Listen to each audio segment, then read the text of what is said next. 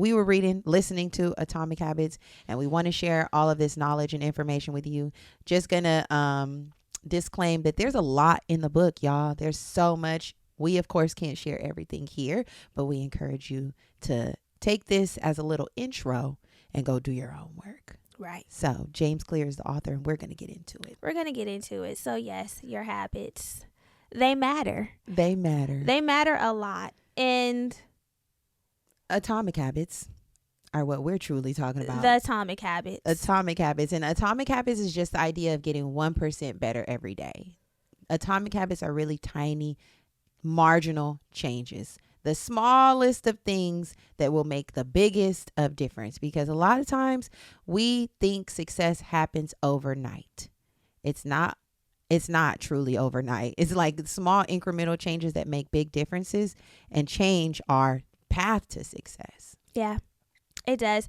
And when I heard the 1% better every day concept, I have to say that was encouraging, especially once it was explained that getting 1% better every day in 1 year can total up to 37%. Mm-hmm. And I'm like, that's a pretty good improvement if you're thinking about it. Like, okay, you know what? If you really sit down and think about how you improved 37% from the previous year, I would say that you'll be highly impressed. You'll be impressed that you weren't stagnant. You're not doing the same things that you were doing at the top of the year. Things that you say you didn't like. Okay, I improved my diet, my fitness journey. Like, so many different things have improved by 37%. Would be a drastic improvement for so many of us where it doesn't improve at all. Yeah. Imagine getting 1% better every day versus getting 1% worse.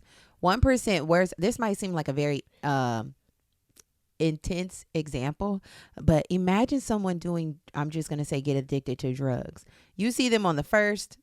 I'm using the calendar year just for an example. Mm-hmm. January 1st, they start doing whatever drug. Child, come December, after consistent use, even just a little bit every day, they be looking like hell. I know. You look at those pictures where they show people like transitioning, morphing after being on 6 months worth of drugs or whatever. Little changes, doing something every day will really take you to the next level or fuck you. It can take you forward or drag you back. Right. So getting 1% better every day is a very easy way for us to assess our goals and our progress and not feel overwhelmed. And habits are the compound interest of your self-improvement. Mm-hmm. This, I felt like, okay, I'm tracking with you. You starting to talk about money, I'm tracking with you. You say compound interest. Right. The same way money compounds interest, right? So does our habits help us get better every day. If it's in the right account. If it's in the right account. But yes, little things make a difference. Yeah. You know what I mean? It does. It definitely does. And our habits determine who we can be. Mm-hmm. I think so often we look at habits as just, they become so automatic. We don't realize the true importance of what our daily habits, the true importance of our daily habits, because it's just like we're just doing things. Yeah, I just get up, I roll over, I scroll on my phone. Yeah. I'm not thinking about how this affects my person in totality. I'm just doing what I'm used to doing.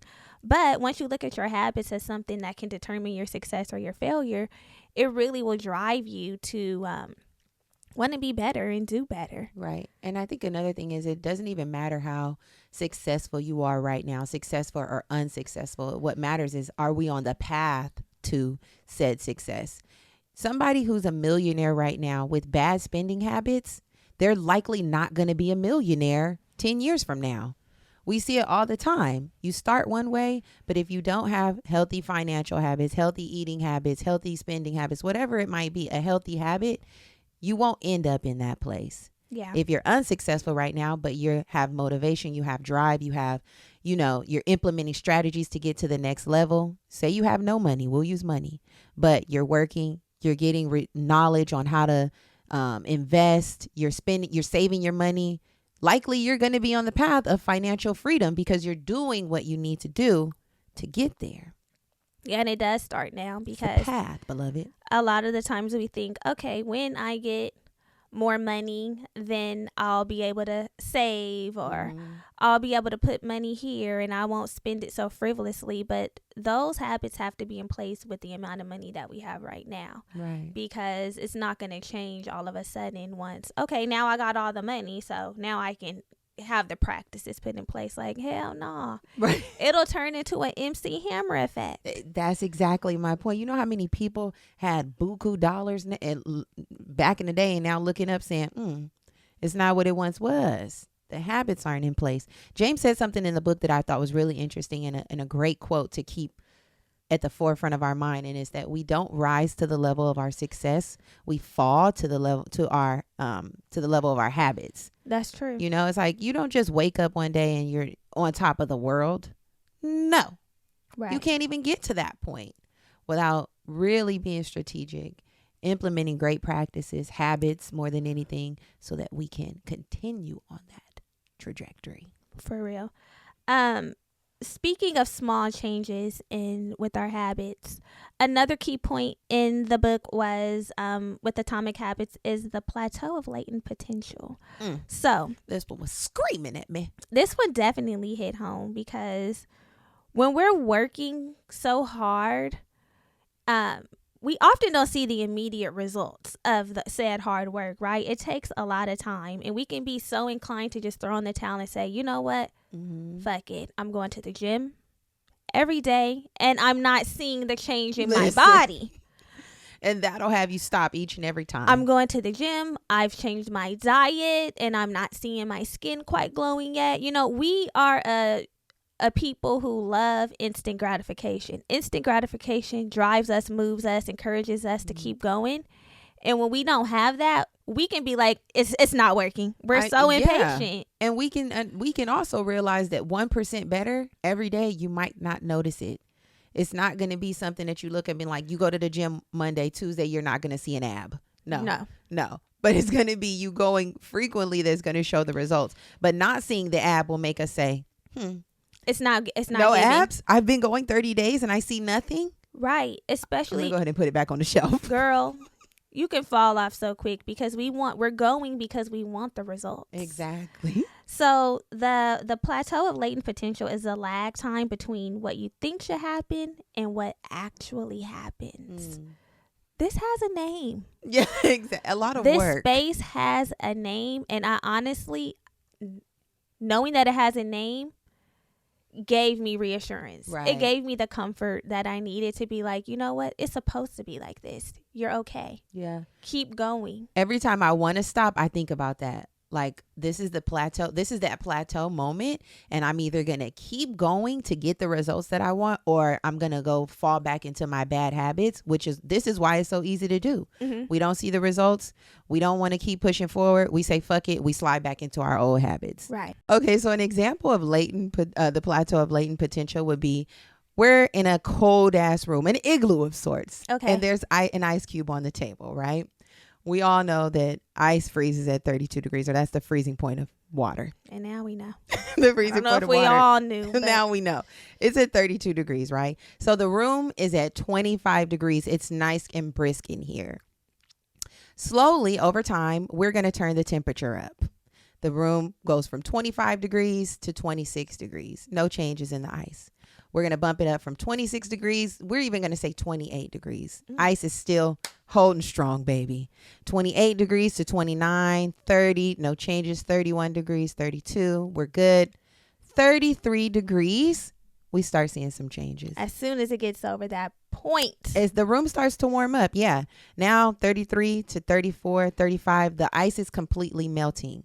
30, the room is hot. The water's now on the table. Right. The plateau of latent potential is that by 1 degree, we won't see a difference, right? It's going to be a tipping point for which changes are going to be realized. That part. You know what I mean? You will be doing work every day. This podcast, we do work every single day. We come in, we do what we're supposed to do. We put the content out, the episodes out, day after day. And there feels like there's no changes. Then one day, the scale tips. We get an email from Spotify. Oh, all the work that you have been doing is not wasted, y'all. It's just being stored. That part. Same thing with bamboo. Bamboo is planted in the ground and builds a strong foundation for 5 years. You don't even see it for 5 years until one day it sprouts up and shoots up 90 feet over 6 weeks. Right. You know, it's like there's a lot of work that's constantly being done, and we cannot throw the work away because we don't see the changes immediately. The changes in that cold ass room were occurring even though we didn't see it. The room was getting warmer even though we didn't feel it, until it got to the point where the ice could no longer hold its form and started to shift. That one point. It's just one thing that you're going to do. The tipping point, like you said. And it's so true. And the thing is, once we reach the tipping point, to everybody else, it looks like an overnight success. Yeah, listen. It looks like, okay, yeah, you're actually, you've reached your moment. Duh. But for the people that have been in the mud, listen, the people who were in that igloo, the people who planted the bamboo, you know, the people who've been tending to the bamboo, it definitely is not an overnight success. No. The people who have been doing these episode notes and recording these podcasts. Exactly. It's definitely not an overnight success. You're like, wow, it's the consistency. It's the pushing through when you're tired, when you don't have any motivation, when you feel like you have a creative block. Yeah. When you feel like nobody notices you, when you feel like, what the fuck am I even doing this for? When you feel like other people are getting things that you should get too. That part.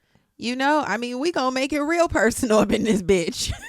Just gonna call when a you're spade wondering a spade. when's your moment, when you're wondering, God, have you forgot about your daughter? Your daughters are down here waiting with their hands up and open, ready to receive. Where are you, Lord? Pour down. Man, listen, it happens. It happens. It happens. And the average person, they only see the results. They don't see the process, but you see the process. We see the process.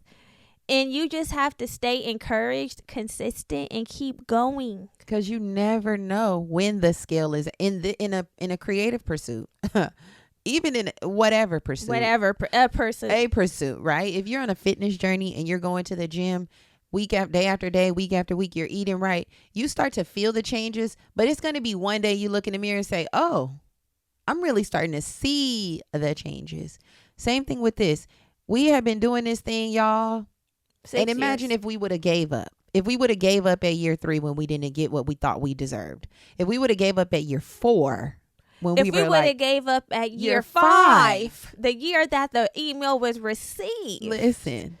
Every day is really a push, a fight to keep going. Towards your scale tipping. Exactly. It's just a push towards your scale. You're putting a little bit on there, a little bit on there, a little bit on that scale until one day it's going to, Yeah, I had to tell myself this with some of the even smaller habits, like something as small as journaling.